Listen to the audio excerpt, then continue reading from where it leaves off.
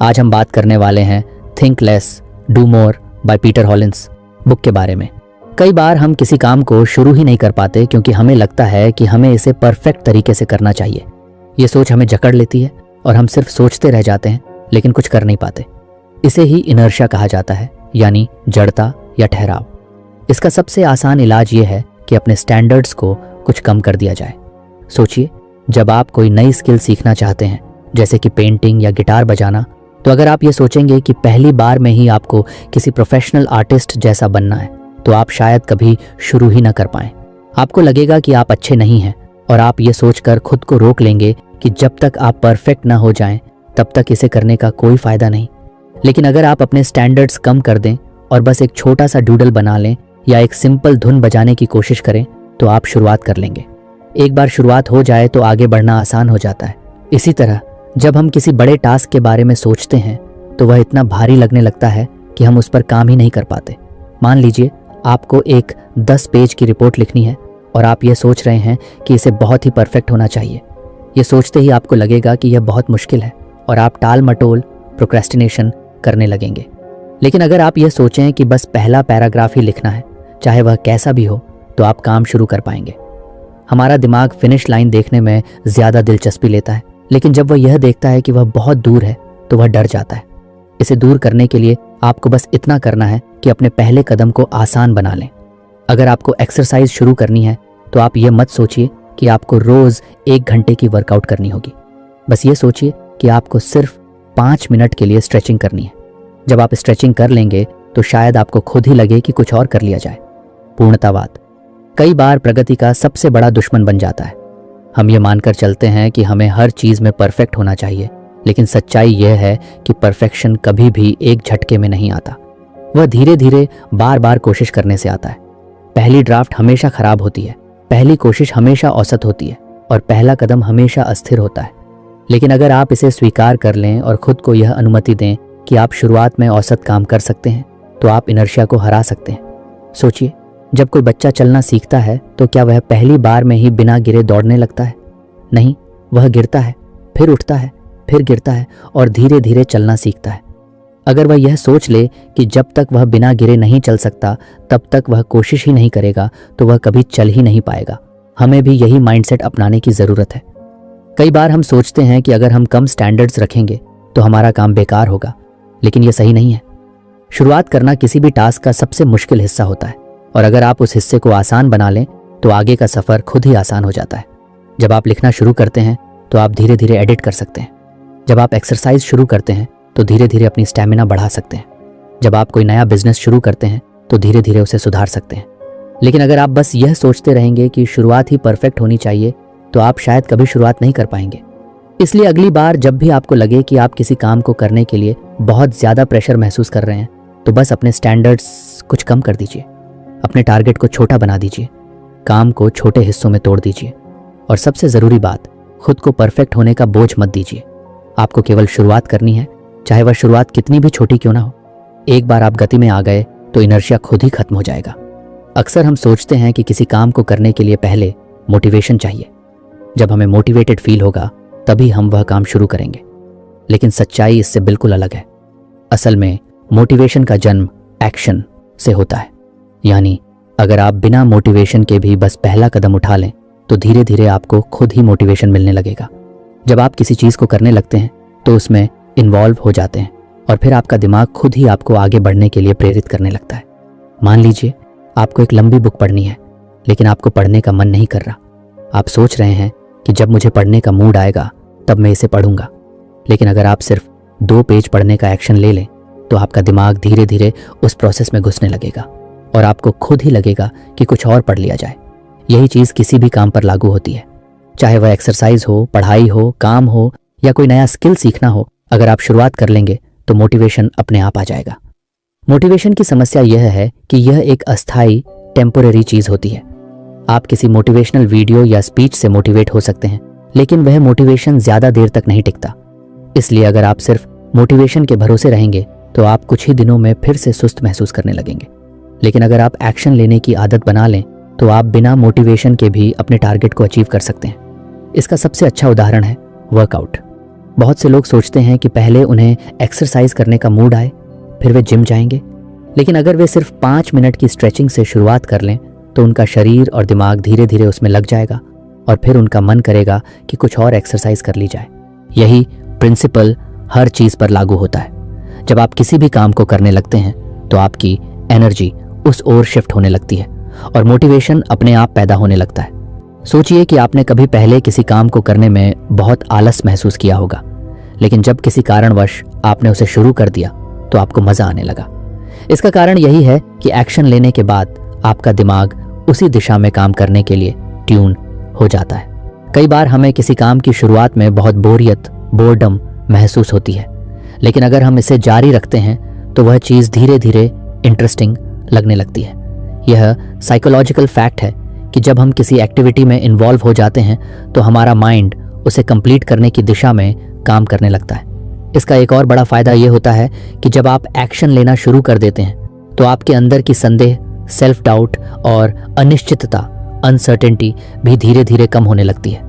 जब आप सिर्फ सोचते रहते हैं कि कोई काम मुश्किल है तो वह आपको और भी कठिन लगता है, लेकिन जब आप उसे करना शुरू कर देते हैं तो आपको महसूस होता है कि वह उतना मुश्किल नहीं था जितना आपने सोचा था। एक और इंटरेस्टिंग बात यह है कि एक्शन लेना आपकी सेल्फ इमेज को भी बदल सकता है। अगर आप सोचते हैं कि आप आलसी, लेजी इंसान हैं तो आप वैसे ही बिहेव करेंगे, लेकिन अगर आप सिर्फ 5 मिनट का एक्शन ले लें तो आप अपने बारे में नई स्टोरी क्रिएट कर सकते हैं। मैं एक ऐसा इंसान हूं जो बिना मोटिवेशन के भी काम कर सकता है। ये सोचते ही आप और ज्यादा करने के लिए तैयार हो जाते हैं। मोटिवेशन के लिए एक्शन जरूरी क्यों है? इसे समझने के लिए इसे साइकिल की तरह देख सकते हैं। जब आप कोई एक्शन लेते हैं तो आपको छोटा सा रिजल्ट मिलता है। ये रिजल्ट आपकी आत्मविश्वास, कॉन्फिडेंस को बढ़ाता है और फिर आपको और ज्यादा करने की प्रेरणा मिलती है। धीरे धीरे यह मोटिवेशन बढ़ता जाता है और आप अपनी लाइफ में बड़े बदलाव ला सकते हैं। इसे और आसान भाषा में कहें तो अगर आप किसी काम को करने का मन नहीं होने के बावजूद उसे शुरू कर देंगे तो कुछ ही देर में आपको खुद ही उसमें इंटरेस्ट आने लगेगा। और जब आप बार बार ऐसा करने लगेंगे तो आपको मोटिवेशन का इंतजार करने की जरूरत ही नहीं पड़ेगी। आप एक्शन लेंगे और एक्शन से ही मोटिवेशन पैदा होगा। अक्सर हम जब भी रिस्क का नाम सुनते हैं तो हमारे दिमाग में डर पैदा होता है। हमें लगता है कि अगर हमने कोई बड़ा कदम उठाया और वह गलत साबित हुआ तो हम मुसीबत में पड़ सकते हैं। यही सोच हमें कई नए अवसरों से दूर रखती है। लेकिन असल में रिस्क सिर्फ खतरा नहीं है, बल्कि ग्रोथ का एक जरिया भी हो सकता है। जब हम रिस्क को एक डराने वाली चीज की तरह देखने की बजाय उसे सीखने और आगे बढ़ने के मौके के रूप में देखते हैं तो हमारी जिंदगी पूरी तरह बदल सकती है। सोचिए, अगर कोई बच्चा साइकिल चलाना सीखना चाहता है तो उसे गिरने का रिस्क होता है। अगर वह सिर्फ इस डर से कभी कोशिश ही ना करे कि वह गिर सकता है तो वह कभी भी साइकिल चलाना नहीं सीख पाएगा। लेकिन जब वह यह रिस्क लेता है, गिरता है, उठता है और फिर से कोशिश करता है तो एक दिन वह बिना गिरे आराम से साइकिल चला सकता है। यही प्रिंसिपल हमारी पूरी लाइफ में लागू होता है। बहुत से लोग कंफर्ट जोन में रहना पसंद करते हैं क्योंकि वहां कोई रिस्क नहीं होता, लेकिन कंफर्ट जोन में रहने से हमें अपने जीवन को सीमित करना पड़ता है। जोन में रहने का सबसे बड़ा नुकसान यह है कि आप कभी ग्रो नहीं कर पाते। जब आप कोई नया स्किल सीखते हैं, कोई नया बिजनेस शुरू करते हैं या कोई नया चैलेंज लेते हैं तो उसमें रिस्क तो होता है, लेकिन उसी के साथ सीखने और आगे बढ़ने के भी बहुत बड़े मौके होते हैं। रिस्क लेने का मतलब ये नहीं है कि आप बिना सोचे समझे कोई भी बड़ा कदम उठा लें। इसका मतलब ये है कि आप कैलकुलेटेड रिस्क लें, यानी आप पहले सिचुएशन को एनालाइज करें, उसके फायदे और नुकसान को समझें और फिर एक इन्फॉर्म्ड डिसीजन लें। जब आप इस तरह से रिस्क लेते हैं तो आपके फेलियर के चांसेस कम हो जाते हैं और सक्सेस के चांसेस बढ़ जाते हैं। रिस्क को एम्ब्रेस करने का एक और बड़ा फायदा यह है कि यह आपको मानसिक रूप से मजबूत बनाता है। जब आप बार बार छोटे छोटे जोखिम लेते हैं और उनसे सीखते हैं तो आपके अंदर किसी भी चुनौती का सामना करने की क्षमता बढ़ जाती है, का सामना करने का कॉन्फिडेंस आ जाता है।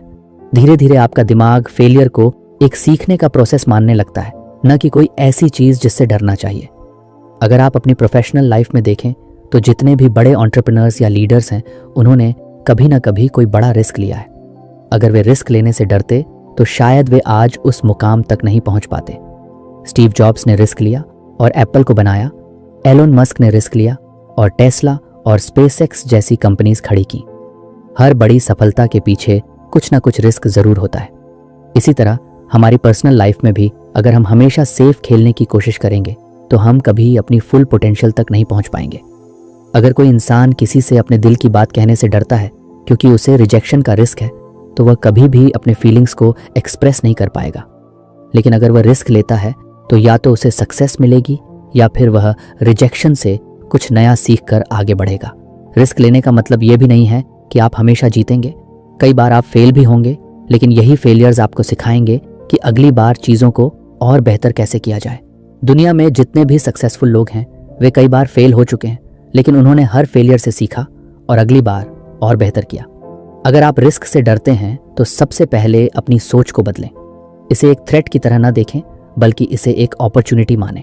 जब भी आपको कोई नया मौका मिले तो सिर्फ यह मत सोचें कि इसमें क्या क्या गलत हो सकता है, बल्कि यह भी सोचें कि अगर यह सही हो गया तो आपको कितना फायदा होगा। ये सोचने की आदत आपको प्रोएक्टिव बनाएगी और आप अपनी लाइफ में ज्यादा अपॉर्चुनिटीज को ग्रैब कर पाएंगे। रिस्क लेने का एक और फायदा यह है कि यह आपकी क्रिएटिविटी और प्रॉब्लम सॉल्विंग स्किल्स को इम्प्रूव करता है। जब आप किसी नए चैलेंज को एक्सेप्ट करते हैं तो आपको अपने कंफर्ट जोन से बाहर निकलना होता है और नए सॉल्यूशंस ढूंढने पड़ते हैं। इससे आपकी सोचने की क्षमता बढ़ती है और आप और भी ज्यादा कॉन्फिडेंट महसूस करने लगते हैं। इसलिए अगली बार जब भी आपके सामने कोई ऐसा मौका आए जिसमें रिस्क हो, तो सिर्फ डर की वजह से उसे रिजेक्ट मत करें। सोच समझकर एनालाइज करें और अगर आपको लगे कि यह रिस्क वर्थ टेकिंग है तो इसे ज़रूर लें। हो सकता है कि यह आपका सबसे अच्छा डिसीजन साबित हो और आपकी लाइफ पूरी तरह बदल जाए। अक्सर जब हम अपने दिन को प्लान करते हैं तो हम एक टू डू लिस्ट बनाते हैं। इसमें हम वे सारे काम लिखते हैं जो हमें पूरे करने होते हैं। लेकिन कई बार हम देखते हैं कि हमारा दिन खत्म हो जाता है और हमारी लिस्ट के बहुत सारे टास्क अधूरे रह जाते हैं। इसका एक बड़ा कारण यह है कि हम उन चीज़ों पर ध्यान नहीं देते जो हमारा ध्यान भटकाती हैं, जो हमें फोकस्ड नहीं रहने देती। इसी वजह से हमें सिर्फ टू डू लिस्ट नहीं बल्कि एक डोंट डू लिस्ट भी बनानी चाहिए। ये एक ऐसी लिस्ट होती है जिसमें वे सारी चीज़ें होती हैं जो हमें अवॉइड करनी चाहिए ताकि हमारा ध्यान सही जगह पर रहे और हम प्रोडक्टिव रह सकें। सोचिए, अगर आप सुबह उठते ही फ़ोन पर सोशल मीडिया स्क्रॉल करने लगते हैं तो आपका बहुत सारा समय बेकार चला जाता है। आप सोचते हैं कि बस 5 मिनट देखेंगे, लेकिन जब दोबारा घड़ी देखते हैं तो 30 से 40 मिनट निकल चुके होते हैं। इसी तरह अगर आप दिन भर में बार बार ईमेल चेक करते रहते हैं या हर छोटी चीज़ पर तुरंत रिएक्ट करने लगते हैं तो आपकी एनर्जी गलत जगह खर्च होती है।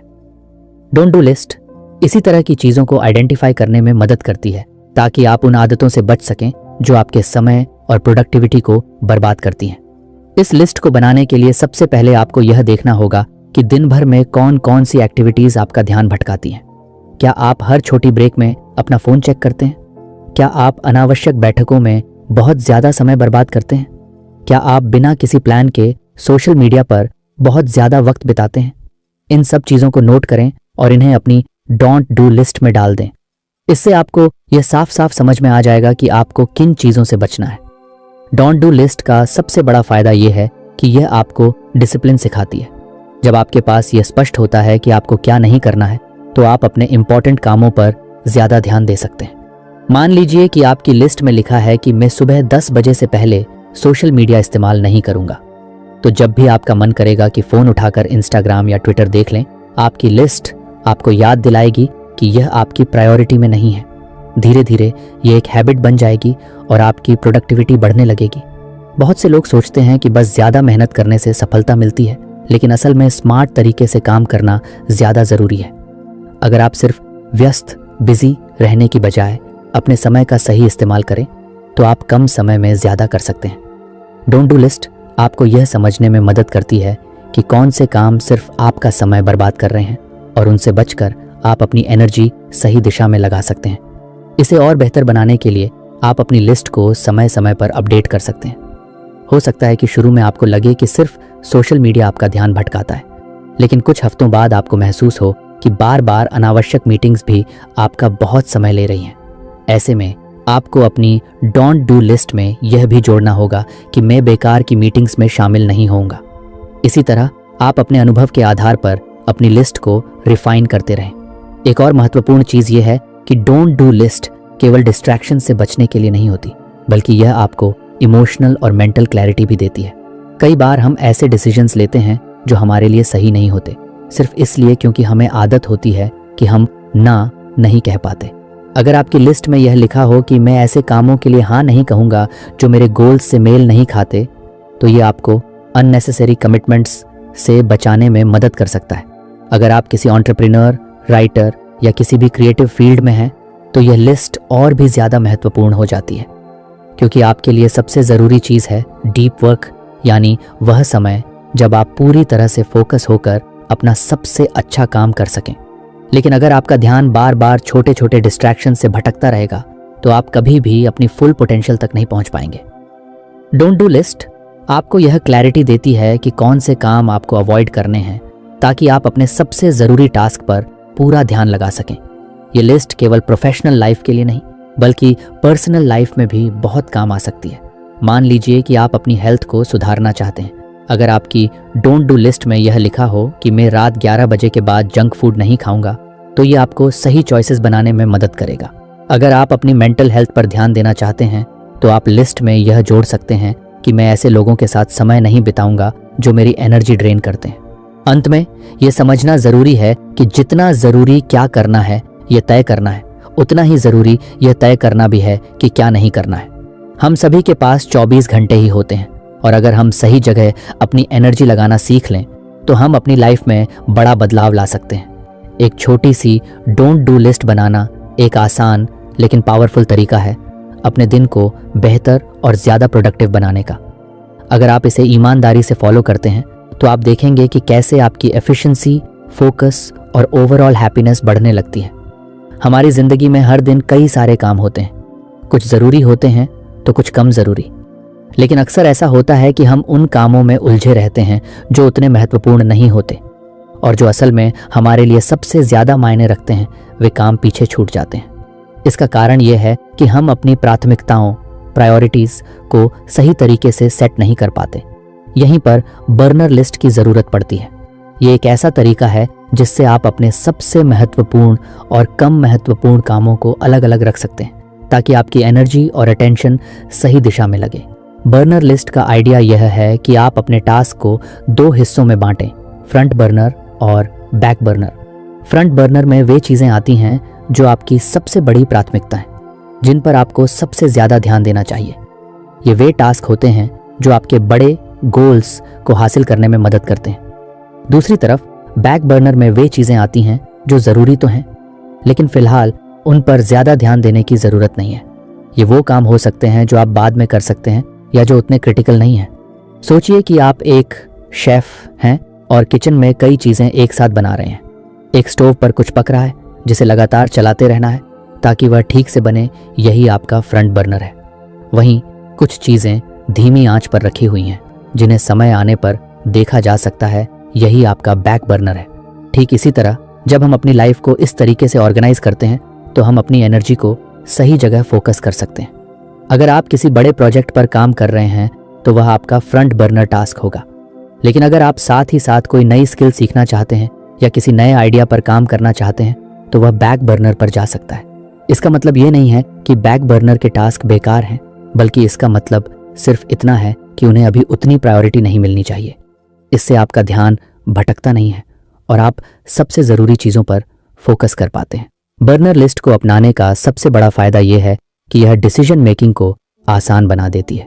जब भी कोई नया टास्क सामने आता है, तो आप तुरंत तय कर सकते हैं कि वह किस बर्नर पर जाना चाहिए। इससे आपका दिमाग क्लटर फ्री रहता है और आप ज़रूरी चीज़ों को मिस नहीं करते। इसका दूसरा फ़ायदा यह है कि यह आपको मल्टीटास्किंग से बचाता है।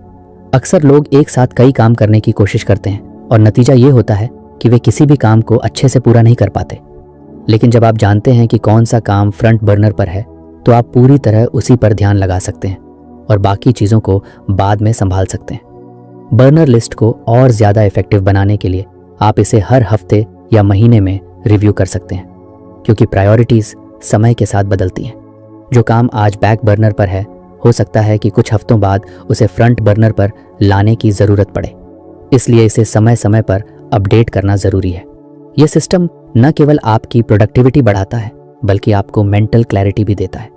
जब आपका दिमाग बार बार यह सोचने में उलझा नहीं रहता कि अभी क्या करना चाहिए। असिस्टेंट चाहते हैं तो आप इसे अपनी डेली लाइफ में छोटे छोटे डिसीजंस के लिए भी यूज़ कर सकते हैं, जैसे कि अगर आप फिटनेस पर ध्यान देना चाहते हैं तो उसे फ्रंट बर्नर पर रखें। वहीं अगर आप किसी नई किताब को पढ़ना चाहते हैं लेकिन अभी वक्त नहीं मिल रहा तो उसे बैक बर्नर पर रख सकते हैं। प्रोफेशनल लाइफ में भी यह तरीका बहुत काम आता है। मान लीजिए आप एक एंटरप्रेन्योर हैं और आपके पास कई आइडियाज हैं, लेकिन सब पर एक साथ काम करना संभव नहीं है। तब आप बर्नर लिस्ट बनाकर ये तय कर सकते हैं कि कौन सा आइडिया सबसे ज़रूरी है और किसे बाद में एक्सप्लोर किया जा सकता है। बर्नर लिस्ट का असली जादू इस बात में है कि यह आपको डिसिप्लिन सिखाती है। यह आपको यह समझने में मदद करती है कि हर टास्क एक जैसा ज़रूरी नहीं होता, और अगर आप हर चीज़ पर एक साथ ध्यान देंगे तो कुछ भी अच्छे से पूरा नहीं हो पाएगा। जब आप ये समझ जाते हैं कि किन चीज़ों को प्राथमिकता देनी है और किन्हें फिलहाल साइड में रखना है, तो आपकी प्रोडक्टिविटी और सक्सेस दोनों बढ़ने लगती हैं। इसलिए अगर आप अपने दिन को बेहतर तरीके से मैनेज करना चाहते हैं और सही चीज़ों पर अपनी एनर्जी लगाना चाहते हैं तो बर्नर लिस्ट को अपनी लाइफ में शामिल करें। ये एक आसान लेकिन पावरफुल तरीका है जो आपको क्लैरिटी देगा और आपके सबसे ज़रूरी गोल्स को पूरा करने में मदद करेगा। हमारी ज़िंदगी में हर दिन बहुत सारे डिसीजंस लेने पड़ते हैं, कुछ छोटे कुछ बड़े। कई बार हम बहुत छोटे छोटे डिसीजंस पर भी इतना ज़्यादा सोचने लगते हैं कि हमारा दिमाग थक जाता है और बड़े डिसीजंस लेने की एनर्जी ही नहीं बचती। इसे ओवर एनालिसिस कहा जाता है और ये हमारी प्रोडक्टिविटी और कॉन्फिडेंस दोनों को कम कर देता है। इसका सबसे अच्छा समाधान है सुपर स्ट्रक्चर डिसीजन मॉडल अपनाना। ये एक स्ट्रक्चर्ड तरीका है जिससे आप जल्दी और सही डिसीजंस ले सकते हैं बिना ज़रूरत से ज़्यादा सोच विचार में फंसे। सोचिए कि अगर हर बार आपको यह सोचना पड़े कि आपको सुबह क्या पहनना है, क्या नाश्ता करना है या किस ईमेल का जवाब पहले देना है, तो आपका दिमाग इन छोटे छोटे डिसीजंस में ही उलझ जाएगा। यही कारण है कि कई सक्सेसफुल लोग अपने रोज़मर्रा के डिसीजंस को सिंप्लीफाई कर देते हैं। उदाहरण के लिए स्टीव जॉब्स और मार्क जुकरबर्ग हमेशा एक जैसा कपड़ा पहनते थे ताकि उन्हें हर दिन इस बारे में डिसीजन न लेना पड़े। इसी तरह अगर आप एक स्ट्रक्चर्ड डिसीजन मेकिंग फ्रेमवर्क अपना लें तो आपका दिमाग ज़्यादा ज़रूरी चीज़ों पर फोकस कर पाएगा। सुपर स्ट्रक्चर डिसीजन मॉडल का मतलब है कि आपके पास एक प्री डिफाइंड सिस्टम हो जो आपको यह तय करने में मदद करे कि कौन सा डिसीजन कैसे लेना है। इससे आप सोचने में कम समय लगाएंगे और आपकी चॉइसेस आपके गोल्स के साथ अलाइंड रहेंगी। ये मॉडल खास तौर पर उन लोगों के लिए बहुत फायदेमंद है जो अक्सर डिसीजन पैरालिसिस का शिकार हो जाते हैं, यानी जब बहुत सारे ऑप्शंस होते हैं और हम ये तय ही नहीं कर पाते कि कौन सा सही है। इस मॉडल को अपनाने का पहला स्टेप ये है कि आपको यह तय करना होगा कि आप किन तरह के डिसीजंस को ऑटोमेट कर सकते हैं। उदाहरण के लिए अगर आप रोज़ यह सोचने में समय लगाते हैं कि आपको जिम जाना चाहिए या नहीं, तो इसे ऑटोमेट कर लें, यानी हफ्ते के कुछ दिन फिक्स कर लें कि उन्हीं दिनों जाना है, चाहे कुछ भी हो। इससे हर दिन इस डिसीजन को लेने की ज़रूरत ही नहीं पड़ेगी। दूसरा स्टेप है डिसीजन मेकिंग क्राइटेरिया सेट करना, यानी जब भी आपको कोई बड़ा डिसीजन लेना हो तो आपके पास कुछ प्री डिफाइंड क्वेश्चंस होने चाहिए जो आपको सही चॉइस चुनने में मदद करें। जैसे कि क्या यह डिसीजन मेरे लॉन्ग टर्म गोल्स से मेल खाता है? ज़ेरेनिया, क्या इससे मेरा समय और एनर्जी सही दिशा में लगेगा? ज़ेरेनिया, अगर मैं यह डिसीजन गलत लेता हूं तो उसका सबसे बुरा असर क्या हो सकता है? जब आपके पास ये प्री डिफाइंड फिल्टर्स होंगे तो आप बिना ज़्यादा सोचे समझे सही डिसीजन ले पाएंगे। तीसरा स्टेप है पास्ट डिसीजन से सीखना। अगर आपने पहले कोई गलत डिसीजन लिया था तो उस पर एनालाइज करें कि गलती कहाँ हुई थी और अगली बार उस गलती को अवॉइड करने के लिए क्या किया जा सकता है। इससे आपकी डिसीजन मेकिंग एबिलिटी बेहतर होगी और आप फ्यूचर में ज़्यादा कॉन्फिडेंट चॉइसेस ले पाएंगे। ये मॉडल न केवल आपकी स्पीड को बढ़ाता है बल्कि आपकी मेंटल क्लैरिटी भी बढ़ाता है। जब आप बार बार सोचने की बजाय एक स्ट्रक्चर्ड प्रोसेस के हिसाब से डिसीजंस लेने लगते हैं तो आपका दिमाग ज़्यादा रिलैक्स रहता है और स्ट्रेस भी कम होता है। सुपर स्ट्रक्चर डिसीजन मॉडल आपको डिस्ट्रैक्शन से भी बचाता है। जब आपके पास एक सिस्टम होता है तो आप हर छोटी चीज़ पर ज़्यादा ध्यान नहीं देते और केवल उन्हीं चीज़ों पर फोकस करते हैं जो आपके लिए सबसे ज़्यादा मायने रखती हैं। इससे आप ज़्यादा प्रोडक्टिव और एफिशिएंट बन जाते हैं। अगर आप अपनी प्रोफेशनल लाइफ में इस मॉडल को अपनाना चाहते हैं तो आप अपने काम के डिसीजंस को कैटेगरीज में बांट सकते हैं, जैसे कि urgent tasks, important but non urgent tasks और कंप्लीटली अवॉइडेबल टास्क्स।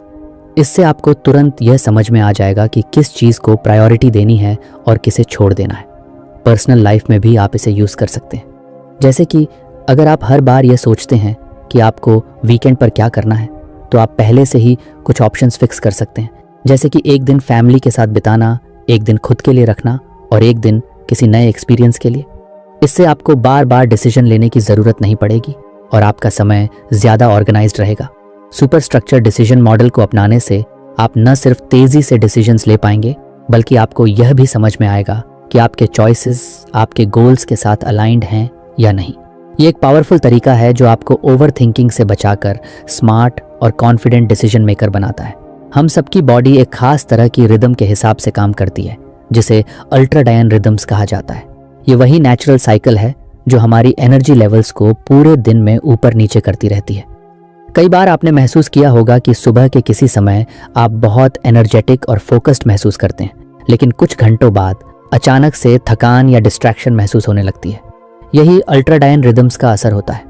अगर हम इस नेचुरल एनर्जी साइकिल को समझकर अपने काम का स्केड्यूल बनाएं, तो हम अपनी प्रोडक्टिविटी को कई गुना बढ़ा सकते हैं। अक्सर लोग ये गलती करते हैं कि वे पूरे दिन एक ही तरह की एनर्जी एक्सपेक्ट करते हैं। वे सोचते हैं कि अगर वे सुबह 9 बजे से शाम 6 बजे तक लगातार काम करेंगे तो उनका आउटपुट हमेशा एक जैसा रहेगा, लेकिन ऐसा नहीं होता।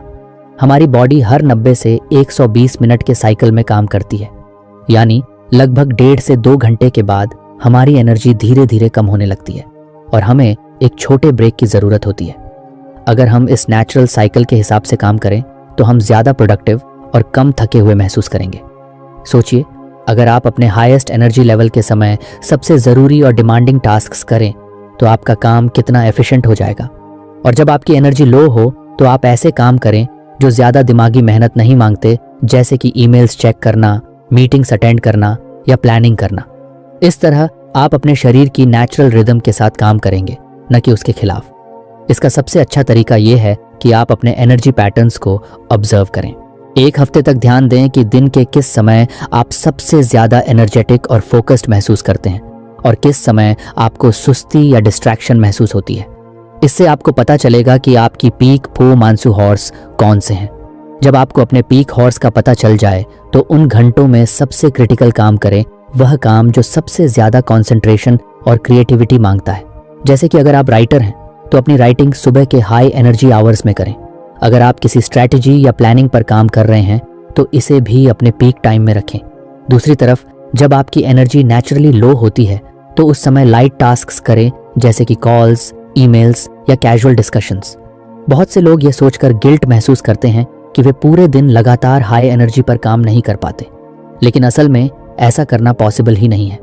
दुनिया के सबसे प्रोडक्टिव लोग भी ब्रेक्स लेते हैं और अपने शरीर की नेचुरल एनर्जी के हिसाब से काम करते हैं। जब आप इस बात को समझ लेते हैं कि आपकी बॉडी कैसे काम करती है, तो आप स्मार्ट तरीके से अपने काम को ऑर्गेनाइज कर सकते हैं। अल्ट्राडायन रिदम्स को अपनाने का एक और बड़ा फायदा यह है कि इससे बर्नआउट से बचा जा सकता है। जब हम बिना रुके लगातार काम करते हैं तो हमारी एनर्जी पूरी तरह खत्म हो जाती है और हम जल्दी थक जाते हैं। लेकिन अगर हम अपने एनर्जी साइकिल्स को ध्यान में रखकर सही समय पर ब्रेक लेते हैं तो हमारी एफिशिएंसी बनी रहती है और हम लंबे समय तक हाई परफॉर्मेंस पर काम कर सकते हैं। अगर आप इस अप्रोच को अपनी लाइफ में अप्लाई करना चाहते हैं तो सबसे पहले अपने डेली स्केड्यूल को कुछ फ्लेक्सिबल बनाइए। ज़रूरी नहीं कि आप हर समय एक जैसा परफॉर्म करें। आपको बस ये समझना है कि कौन से घंटे आपके सबसे प्रोडक्टिव होते हैं और कौन से घंटे आपको रिलैक्स करने के लिए चाहिए। उदाहरण के लिए, अगर आपको सुबह 10 से 12 बजे के बीच सबसे ज़्यादा एनर्जी महसूस होती है तो उस समय सबसे इम्पॉर्टेंट और चैलेंजिंग काम करें। फिर 12 से 12:30 तक एक छोटा ब्रेक लें, वॉक करें, पानी पिएं या कुछ देर आराम करें। इसके बाद दोबारा काम पर लौटें, लेकिन अब लाइट टास्क्स को प्रायोरिटी दें। ये छोटी छोटी चीज़ें आपकी प्रोडक्टिविटी में बहुत बड़ा बदलाव ला सकती हैं। ये सिर्फ टाइम मैनेजमेंट नहीं, बल्कि एनर्जी मैनेजमेंट का तरीका है। जब आप अपने अल्ट्राडायन रिदम्स के हिसाब से काम करना शुरू करेंगे तो आप पाएंगे कि आप पहले से कम एफर्ट में ज़्यादा काम कर पा रहे हैं और आपका दिमाग ज़्यादा फ्रेश और फोकस्ड महसूस कर रहा है। हमारी बॉडी एक नेचुरल रिदम के हिसाब से काम करती है, जिसे अल्ट्राडायन रिदम्स कहते हैं। ये हमारे एनर्जी लेवल्स को पूरे दिन कंट्रोल करता है। कभी आपने नोटिस किया होगा कि एक समय पर आप सुपर फोकस्ड होते हैं, लेकिन कुछ घंटों बाद आपको थकान या डिस्ट्रैक्शन महसूस होने लगती है। ये इसी रिदम का असर है। अगर हम इसे समझकर अपने काम का सही स्केड्यूल बनाएं तो हम ज़्यादा प्रोडक्टिव बन सकते हैं। अक्सर लोग ये सोचते हैं कि पूरे दिन एक जैसी एनर्जी बनी रहेगी, लेकिन ऐसा नहीं होता। हमारी बॉडी हर 90 से 120 मिनट के एक साइकिल में काम करती है, यानी 1.5-2 घंटे बाद हमारी एनर्जी नेचुरली कम होने लगती है और हमें ब्रेक की ज़रूरत होती है। अगर हम इस नेचुरल साइकिल के हिसाब से काम करें तो हम कम एफर्ट में ज़्यादा काम कर सकते हैं। इसका सबसे अच्छा तरीका है कि आप अपने एनर्जी पैटर्न्स को ऑब्जर्व करें। दिन के कौन से घंटे आपकी पीक परफॉर्मेंस के हैं और कब आपको थकान महसूस होती है, यह समझें। फिर अपने हाई एनर्जी टाइम में सबसे ज़रूरी काम करें, वह जो सबसे ज़्यादा फोकस और क्रिएटिविटी मांगता है। जब एनर्जी लो हो तो ईमेल्स, मीटिंग्स, कैजुअल टास्क्स को उस समय करें।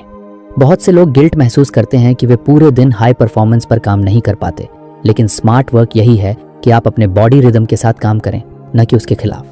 दुनिया के सबसे प्रोडक्टिव लोग भी ब्रेक्स लेते हैं और सही समय पर सही काम करते हैं। इसका एक बड़ा फायदा यह भी है कि आप बर्नआउट से बचते हैं। अगर आप बिना रुके लंबे समय तक काम करेंगे तो आपकी एनर्जी जल्दी खत्म हो जाएगी, लेकिन अगर आप अल्ट्राडियन साइकिल्स को फॉलो करके सही समय पर ब्रेक लेंगे तो आप एफिशिएंट बने रहेंगे।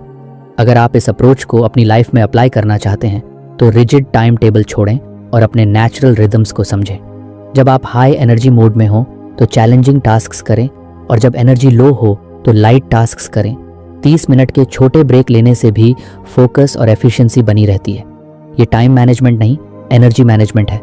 जब आप अपने अल्ट्राडियन रिदम्स के हिसाब से काम करना शुरू करेंगे तो आप पाएंगे कि पहले से कम एफर्ट में ज़्यादा काम हो रहा है और आपका माइंड ज़्यादा फ्रेश और फोकस्ड महसूस कर रहा है। तो फ्रेंड्स, ये थी हमारी आज की बुक समरी। आपको कैसी लगी कमेंट करके ज़रूर बताएं और धन्यवाद आपका समरी एंड तक सुनने के लिए।